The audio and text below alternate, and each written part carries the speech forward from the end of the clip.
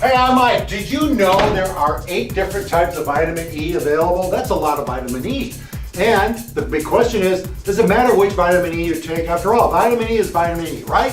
Well, you know I was going to say that. You're also going to know that I'm going to say, of course, there's a huge difference. There's a humongous difference. Anyway, the 8 different vitamin E's are alpha, beta, gamma, delta tocopherols, and then you have alpha, beta, gamma, and delta tocotrienols.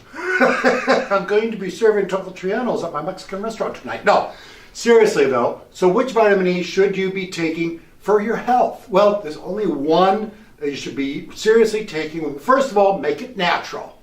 Second of all, it should be the D-alpha tocopherol. Why? Because it's not made in a factory, first of all. 2, your body wants that type of vitamin E more than any other vitamin E available. So what's the difference between the manufactured stuff and the real stuff? Well, if you see on the label it says D-alpha tocopherol, well, that means it's real.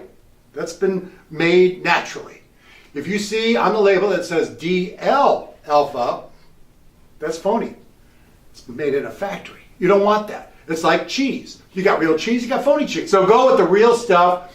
And the number 1 type of vitamin E you should grab for yourself, besides being the D-alpha tocopherol, is from sunflower seeds. Yes, you're there. Sunflower seeds. Did you know, by the way, most vitamin E supplements are made from soybean? Why?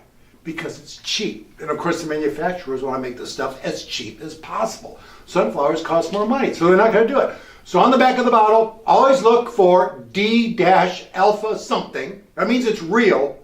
Doesn't mean it's really the best, but at least it's not made in a factory. So there you go. If you have any comments, suggestions, questions, let me know, and I'll see you tomorrow.